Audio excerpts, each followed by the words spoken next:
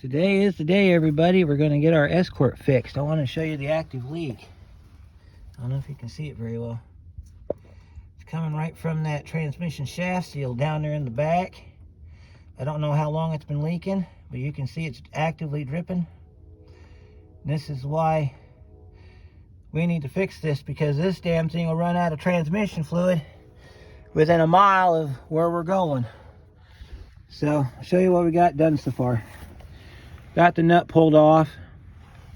We're getting ready to unhook the tie rod end and the ball joint on the bottom, and then this whole thing will slide to the side. I'm gonna have to tap this out right here. We're gonna hit that with a hammer and just knock that back. This is a brand new axle, so it shouldn't be that difficult to get out of the knuckle. And then we got to get in the back. We got to get in the back up in there, and we got to break that shaft out of there. I'm going to try a few different techniques, and then I'll tell you which one works the best. So that'll be done off camera. So we're going to try out some new tools today. We have over in our tool gallery, we have a brand new tool here I bought that I've seen a lot of use on. This is a ball joint separator, and that's going to make it easier for me to get that ball joint off down there. I don't know if you can see it or not. And then we got our bearing race installer, which is our seal driver as well. We're going to show you how to set that up when the time comes to put the new seal in. Also in our gallery of tools, we got our crowbar, our seal puller, our axle nut set. There's our axle nut right there. Our impacts for our, we got some bolts we got to take loose. And we got our pry bar here. We got our big Bertha here. That over there was our hubcap puller. And on this side, we've got our impact gun and our hammer ready to go. So what we'll do is I'll do this in steps. I'll get it down to a certain point, bring you back, show you what I did, and then we'll move on from there. If I see anything that's of special note, I will bring you back and show it to you. So let's get this party started. Okay, here we are back again. Show you where we're at. We got our bolt pulled out of our ball joint, and for some reason, because of the tension on this car, I can't get that ball joint to slide out. I mean, it moves, but it's not going to move far enough. And I don't know if this is typical on all other Escort models, but on this one, you have to pull both the bolts on the tie rod end and drop the tie rod end. Then you can move this away to get to that, to get up in there, to fix that up in there. I also loosened up the sway bar link right there to kind of give a little extra, because it was pulling down on the sway bar.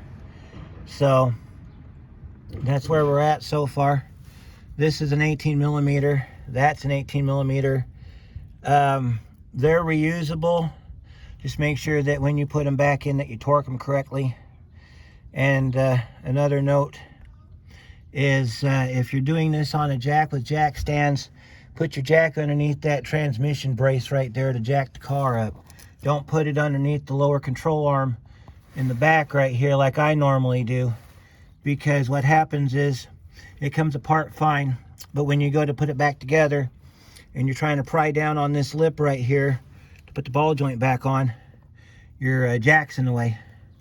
So if you have to jack it up anywhere other than the transmission mount, do it back there on that bushing back there, because that's the only other mounting point that I've found on this car that'll accept a jack.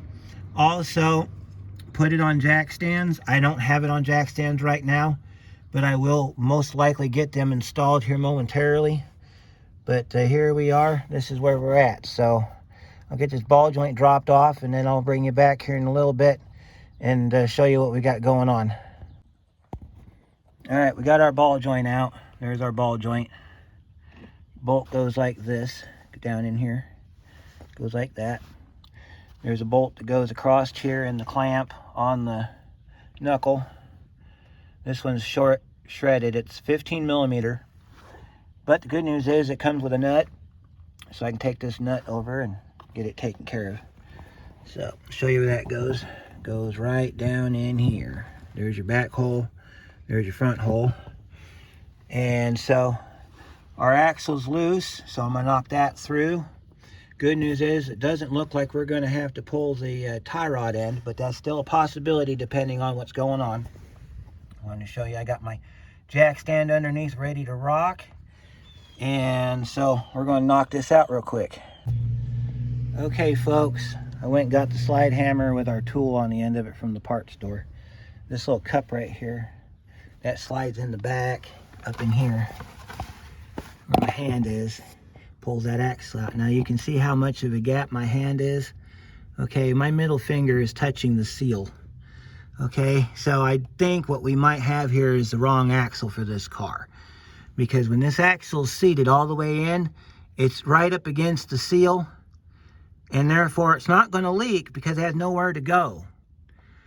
And the original axle, if you still have it in your car, it's going to have like a little lip on the end of it that looks like it goes inside a seal, because it does. It's also used for axle alignment.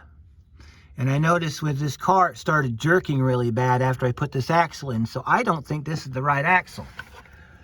Don't let this bother you, because a lot of the axles now have this ABS tone ring. So if you get a new axle, I don't think the manuals have it, but the automatics do. This is an automatic car.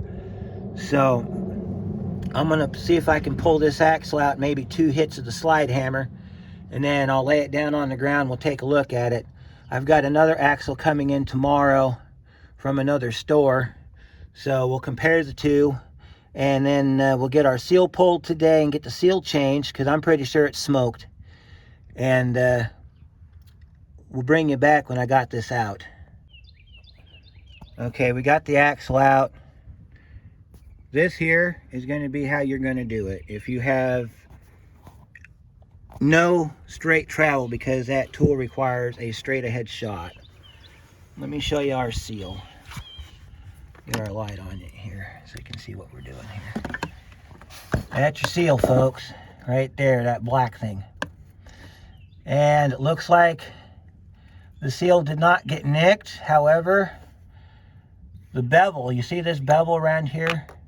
That is designed for a reason. Let me show you the reason. Okay, we have our axle that we replaced last fall. All right, try to do this without hitting any buttons. That's your lock right there that goes in, locks the axle in place. Then you have this section here, which looks like it's been riding on the seal, which it shouldn't have been. This is your seal space right here. So when this axle's all the way in the transmission, this is going to ride against your seal. This here fits up in that bevel, so that there's literally no room to put your finger in. I was able to stick my whole hand right up on this section right here, and that's why it was leaking. But because we pulled the axle out, we're still changing the seal so that when we put the axle back in, we don't have a leak.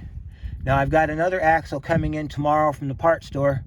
We're going to do a comparison at that time and see what we did wrong. I'm going to take a measuring tape, and I'm going to measure from the inside all the way back of that hole right there, all the way to where you see that half round object back there, measured all the way out to the end of the case. And then I'm going to measure this entire piece from here to here and see what the differences are, and maybe figure out what we did wrong here. But I'm going to go ahead and get that seal pulled with our seal puller, and then we'll go get a new seal, and then we'll get this sucker installed and get it ready for the axle. All right, there's your seal. That's what your axle shaft seal looks like on your 97 Ford Escort. It's the one with the spring in the back. It was really not that hard to take out either. Just gotta take your tool, your axle pulling tool, and you stick it in there, and you just kind of easy does it. Then you flip it around and you easy does it again, because you're changing your grab on it when you flip this back and forth. So you get it on one side, and then you get it a little bit, and if you see it moving, which I did, you flip it around, pull it all the way through. Didn't even have to pry on it. That's what your transmission looks like without the seal in it. You got a bearing right there, and then you got a bunch of other stuff. Best part about this is I did not nick that seal. I did not nick the case or anything. So when I get ready to put this back together here shortly, I just clean up that transmission fluid, tap that seal back in, and then we just wait on the axle to come in tomorrow and we'll finish this up. So there you go. While we got this axle out, I want to take this opportunity to show you exactly how this seal functions. Okay, it sits in the transmission like this. Got this lip right here. When you put your transmission axle shaft in there, it goes in, and then when it locks, it's supposed to lock in place like that. That's going to create your seal, okay? Now, when I put my hand back there, the seal was sitting out here like this. So as you can see, it's not sealing anything, okay? Seal might still be good, but because we went through the trouble to pull the axle out, we're changing it anyway. It's usually a good idea to do that if you suspect a leak, because this axle shaft seal is the original Ford seal from '97 when the car was built. So it probably needs to be changed anyway. But this is what it looks like. If you got it in the transmission, you got your beveled edge here, the formation in the transmission case here. Then you got your seal here, and then this part sticks inside the transmission. This locks into your gears, your planetaries. That's how it works. So let's go get us a new seal and get this thing ready for an axle. Okay, it is the next day. I just pulled the rag out of my transmission that I put in last night, keep the humidity out. I went over and got another axle and compared the two, and the one that I had some nicks in the end of the shaft. Thought maybe we should not use that one again. They looked the same, so I guess this goes back to me not putting it in all the way. I don't really know. Let's take a look inside the transmission though real quick and see if we have any evidence, as they call it, of improper install. You can usually get that. Nope, I don't see nothing. So I don't know if you can see in there, but pull my light back a little bit so you can get like a shadow view or something. There we go. No, I don't see no damage in there, so may not have had it in all the way and it was just barely grabbing the gear train. That gear looks good. The other thing too is when I put the other axle in, I had the car in neutral. I have since learned you want to have your car in either first if it's a manual or park if it's automatic. Because if it's in neutral, it's going to allow those gears to roll back and forth and you're not going to get proper engagement. Here's our new seal that we got for our vehicle. Here's the seal number in case you need to go get one. This fits all 91 to 03 Escorts, automatic. So, and I think it even fits manual, I'm not real sure. Manuals are a different monster, I've learned. Okay, for those of you that were curious on how I was able to get that seal in, by the way, as you can see, it is in and it is good to go. We are ready to rock. Show you how I did it. First of all, in the last scene, I had this turned on the wrong way around, so you have to have the flat side out. It is a 59 millimeter, but you got to have the flat side out, so it looks like this when you put it in. Took my pry bar, or my fence post. I'm not sure how big this fence post is diameter-wise, but slid that down in there like that. And then I fed that down in there. Held it with one hand and hit the end with the other, and nice and gentle with my hammer, drove it right in. That's how you do it. So we got our seal in. Now we gotta prep our axle. So to prep our axle, they say to put transmission fluid on the end here, but there's enough fluid from this thing leaking, I'm not gonna worry about it. So this is your axle. I don't know if I'm gonna be able to get all of this in one shot, but here's your new nut that you get with it. This is your crush nut. I'll set that to the side. Here's our protector for our spindle. So What you want to do, and I'm going to say this applies to all models, all transmissions, is when you insert this axle, make sure it is locked in gear. Do not let it be in neutral, because you've got possibility of nicking the end of it like I did on the other one. Of course, I'm also thinking it might be manufacturer defect. I really can't tell you. Don't remember when I did it. It was last fall. Anyway, you're going to line the splines up, okay? Once you get the splines lined up, you're going to jam this in there with all your force. You're going to lock it in. You're going to hear an audible click.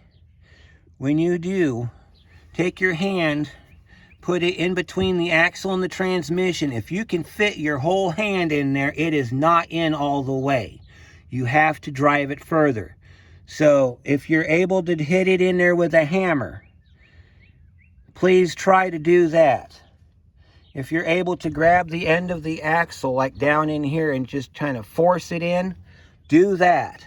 Whatever you have to do, because that seal that we just installed rides on this lip, like I showed in the earlier video. Seal has to be on this lip, which means when this axle is fully installed, there will be no gap in between. Well, there might be a gap, but not big enough that you can stick your finger in. It'll be big enough for that tool you have to use to pull the axle back out. So make sure of your clearances before you finish putting this together. So I'm going to get this axle in, and then I'll bring you back, and I'll show you where we're at and then what's next. Alright, I got my axle installed. This son of a bitch, excuse the language, it will fool you if you are not careful. Let me explain. When you get this locked in gear, you'll feel it lock in. You'll push it in and it'll stop. You'll think it's in all the way. No. Take your hammer, hit it right here on the end with this front joint sitting just like this, and you hit that, you'll feel it go in again. When you feel it go in the second time, hit it for a couple more hits. You don't have to hit it hard. It goes in all the way. I take my hand. I can't put my hand, look at that. Look at that. I cannot put my hand back in there, which means it is riding on the seal. We are fully engaged this time. So I had to tighten up my ratchet strap too. By the way, if you're thinking this is hooked to the hubcap, it's not. I have the steel wheels on this car. I also have a set of aluminums that came with it. I had another Escort, so I saved its wheels. The hook for that ratchet strap sitting inside of here on that back wheel. You have to do that, because if you don't, this is in your way. Notice also, I did not take the brakes off, although I do need to change that brake hose. That'll be another video. And I didn't have to unhook the tie rod. So our axle is completely installed. So the next step's going to be, I'm going to release this ratchet strap. We're going to roll this back over. We're going to get the axle inside the hub bearing. And then I'm going to bring you back and show you the pain in the neck it becomes when you have to put your ball joint back in. Because this thing is not in the easiest things to do. It looks like because it bolts on, it would be really simple. It is not. The last time I did this, it took 3 hours to get that thing right, because the lower control arm kept wanting to creep up on top of that knuckle. Right there. Oh, speaking of which, if you're interested, that's the size your bolts are for your ball joint. This is the nut, or the bolt. So you can get any thread pitch you want, but the original thread pitch is 1.25. And we got new lock nuts. These are lock nuts. See, they have the grooves on the back. So we will be putting new hardware in this part of it. It's always encouraged, anytime you take a bolt out of this car, you get new ones. I think there's another guy on there, he stresses that. One day we're going to come in here and we're going to get the broken bolts out of this car, and then I'll have part numbers for those as well. But let's get this axle in, and then we'll get the front end fixed up, and then we'll go through fire up procedures and everything. Make sure, by the way, before you put the car on the ground, you get underneath the car where it's been leaking. You take a rag, maybe some brake clean if you want to. Clean that up under there so that while you're testing your car for leaks, you don't get fooled by that. Because that right there, you're thinking you put your whole car back together and you're like, why is it still leaking? It's not leaking. It's because you forgot to wipe it off. So make sure before you put the tire back on the car, get it off the jack, you crawl under there with a rag. Doesn't have to be anything special. Could be one of these, could be a blue shop rag, whatever you got. Wipe that off down under there where it's been leaking. That way, when you put your transmission fluid in it and you run it, which we'll do here in a little bit, you'll be good to go. So I'm going to wrap this up here, bring you back for the ball joint.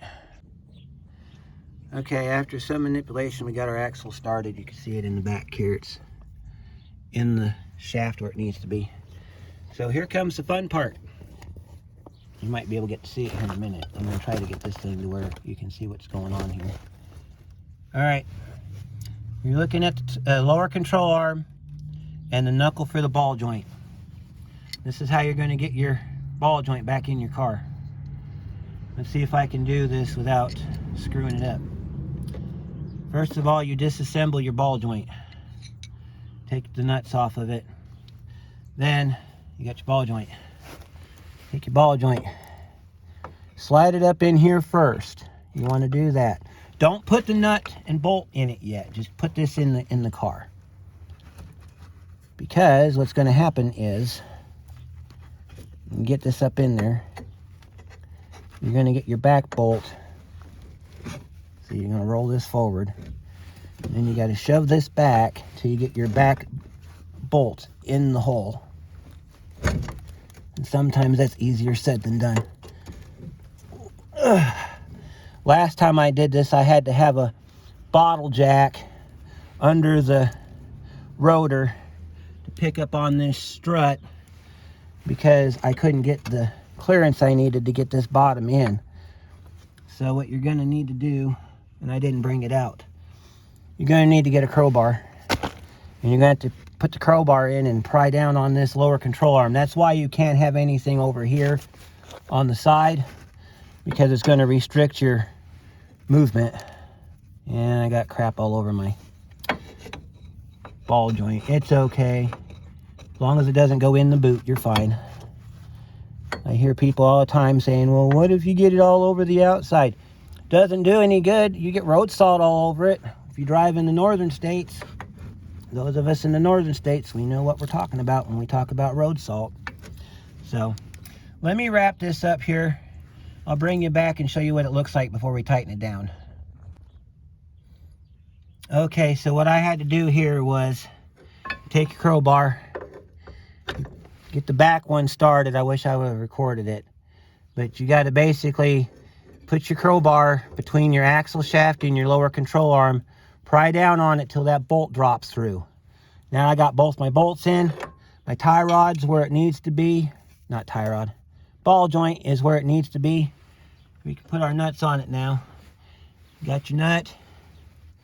Goes castle top. These are what they call torque to yield bolts. The good news is you can reuse these. Normally on a torque to yield bolt you can't reuse it, but this one you can, because it's just a nut. It's not the actual bolt itself. So tighten that down like that. It's an 18mm socket. Put your bolt down here on your nut, and then I don't know if you can see it, but let me see if I can get you in a good spot here where you can look inside. All right, you see in that hole right there, you see where there's clear through? You can put your nut through there if you want to. You can put your bolt through the one side. Now, the direction in which this goes does not matter. The only thing that matters is that when you put it through, because we'll set it through here, one, that it fits, which it does fit. But see, you got to make sure that when you put this bolt through, that your groove that you have inside your on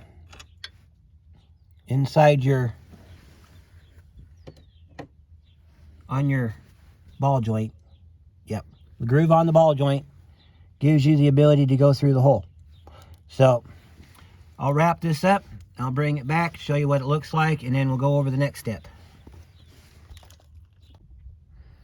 Alright, I had to adjust the control arm a little bit to get that in there, but there you go. That nut's 15 millimeter, in case you're wondering. I put some brake grease on the bolt before I slid it in, because if you've had any experience with these Escorts, Tracers, same thing.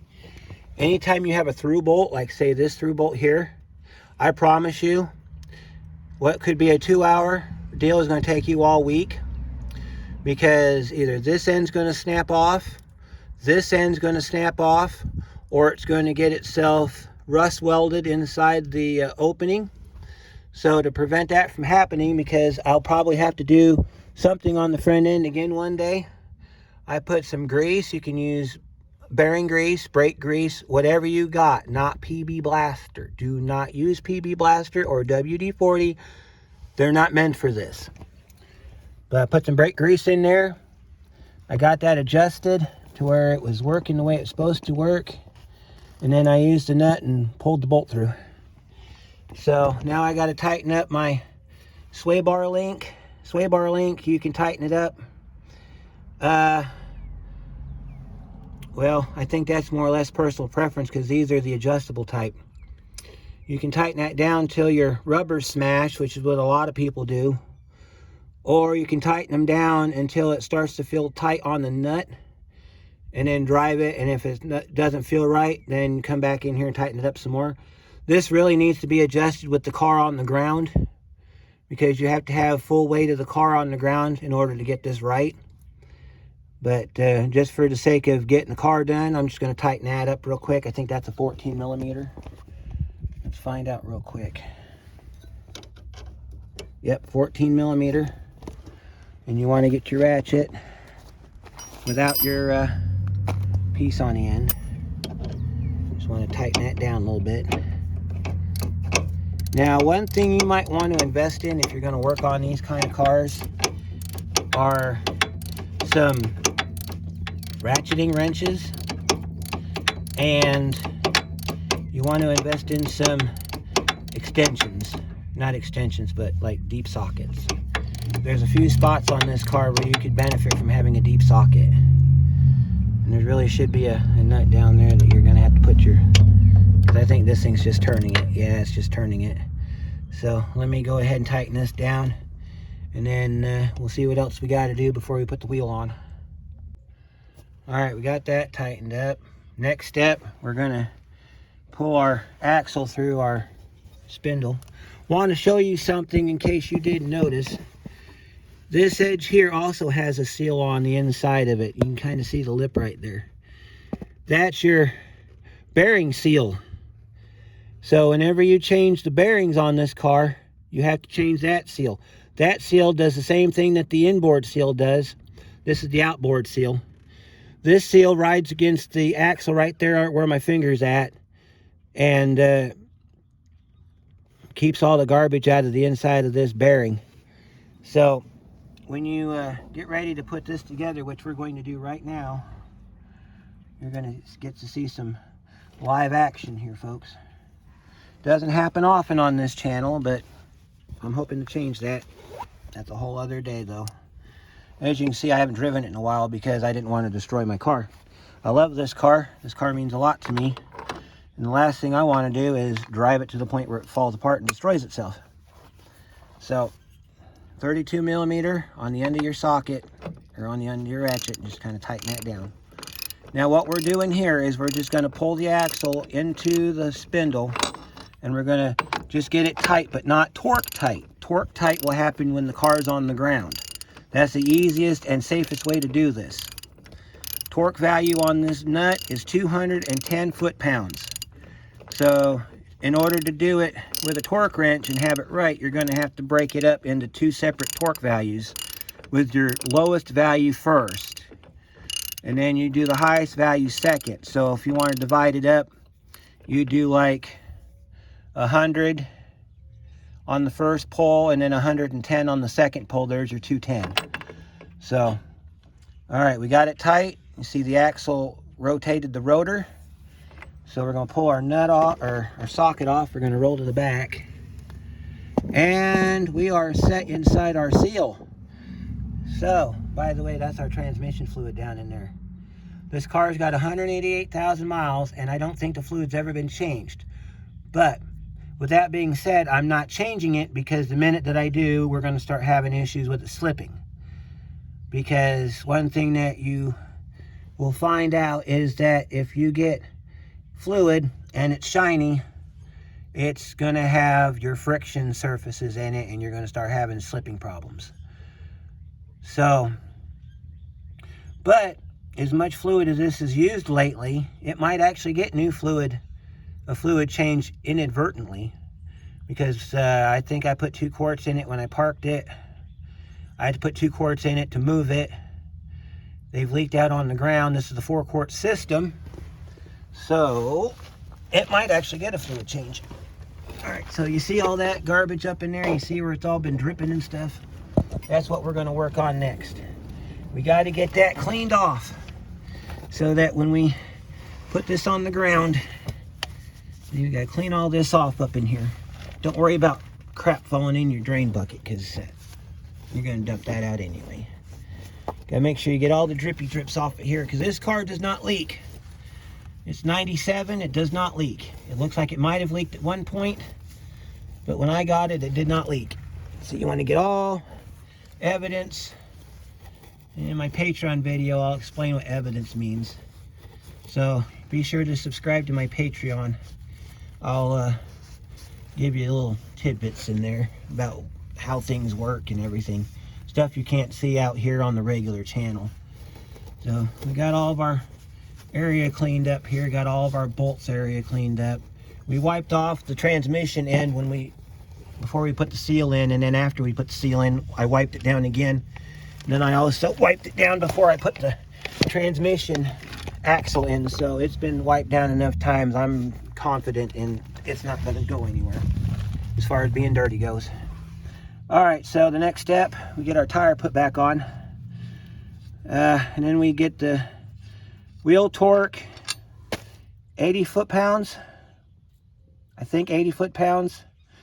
Might be 100, but I know it's no more than that. So we're got to get our, by the way, when you put your tire on, depending on if you have the steel wheel or the aluminum wheel gets 80 foot-pounds, because if you put 100 foot-pounds on the aluminum wheel, it's going to crack it, most likely, guaranteed.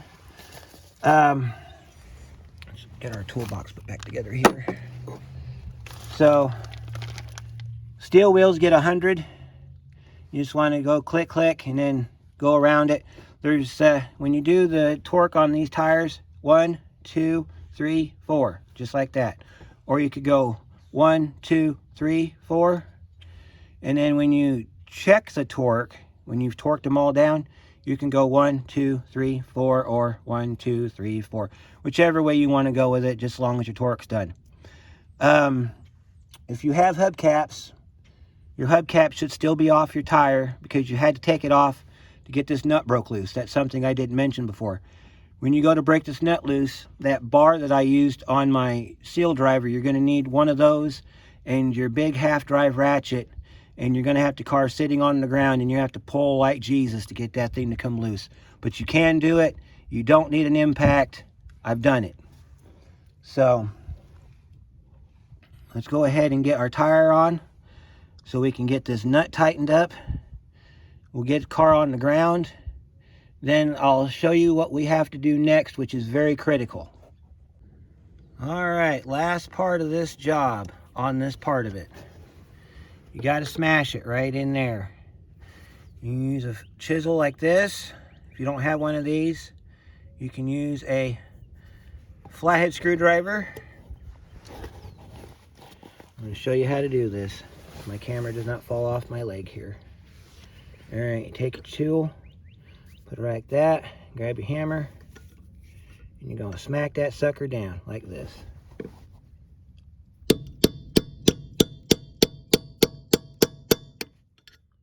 See that? And if you don't like how that looks, you can come over here Get your chisel up against the edge of that notch right there. Hit it again. Your lock has been done. See that? Your lock is done. This is torqued. Those are torqued. Car's on the ground, but we left the jack underneath it because we got a drain pan under there that we're going to keep under there just in case we have another issue that we didn't foresee today. And the jack's under there in case the car's sitting so low I can't get the drain pan back out, which I think will be okay. I see some gap in there. So here's the critical part. You want to open your hood and locate your dipstick for your automatic transmission. You want to do this on flat level ground as best you can. I got a slight tilt here, so we'll make adjustments. Pull your hood. And we're going to come out here. We're going to open our hood. You get to see my wonderful little 2-liter under here. This car will get it and then some. See, there's our little split port 2000 there. I'm going to put my prop rod up here. I'm working on something later on. I found a kit from LMC Truck that changes these hoods into hydraulic. It's for the Rangers, so I'm going to buy some, and you'll see it in my Project Rusty video where we change his hood over to hydraulic. And if it works and I can adapt it to the Escort, I'll definitely do it, and I'll make a video on that so that you can see what you got to do to make it happen. Because I know there's a lot of us out there that wish we didn't have to mess with that prop rod all the time. It gets in your way, it causes problems. You end up with a hood on your head if you're not careful. All right, so we're on the driver's side of the engine. There's your brakes. Transmission dipstick right here. You want to pull that out, and you want to take a look at it, see where you're at on your dipstick. Okay, you notice there's some, I don't know if you can see it very well, but you see there's some measurements on it. They're in degrees Celsius. When the car's cold, I believe it will be down near the 20 Celsius mark. But you got 4 different marks on here. I think there's 4 marks. Yeah, there's 4 marks on here. So you need to wipe off your dipstick, put it down in there, pull it back out and check it. If it's in the middle of notches 1 and 2, I wish I could point to it, but I can't, then you're good to go. Because what you're going to have to do is you might have to add about 1/2 quart to 1 quart of transmission fluid, depending on how much leaked out. Start the car up and run it. Let it warm up. Cycle it through the gears, which would be start in reverse, neutral, drive, overdrive, low, back to overdrive, back to drive, back to neutral, back to reverse, back to park. That's your cycle. And you want to do that for a little bit, and then every time you do that, wait about 2 seconds between shifts. So you'll do park 1, 2, reverse 1, 2, neutral 1, 2, and so on. After you've done that, pay attention to how it's shifting into gear. Come back out after it's warmed up. When your temperature gauge is sitting wherever it sits when it's warm, check it again. If you have to add transmission fluid to it, do it at 1/2 quart at a time. Don't add any more than 1/2 quart at a time. You can easily overfill these transmissions. If you do, you've created yourself another problem, because now you got to find out a way to drain the extra transmission fluid out. These transmissions work best if they are precisely filled. You can't overfill them like you can at GM transmission or a Chrysler transmission. These have to be precise. So be sure that you pay attention to your dipstick. And so what I'll do is I'll get the car running, then I'll bring it back after I got it topped where it needs to be and show you what it looks like. Okay, everybody. I drove it over to the local CVS. Had all my gears going forward. Had to power brake it in order to get the transmission to fully engage. So if you have to do that, do it carefully. I only added 1/2 quart of transmission fluid to it. Seems to be shifting okay. So let's see if we have our... Alright. There's reverse. And we're going backwards. See that? We're going backwards. We'll take you for a drive around here to close this out. We'll do a drive around the CVS here. close this puppy out. This is going to be a really long video, guys, but you know what? We need to do it. By the way, that's where the car sat. No leaks. And off we go. Like that. There's our shift. Yeah, let's go around the back here. See if we can get all of our gears here. We're in second right now. There's third. And we gotta stop. So, with this being done, thank you all for watching. Questions and comments down below. Don't forget the Patreon. And we'll see you on the next one, everybody.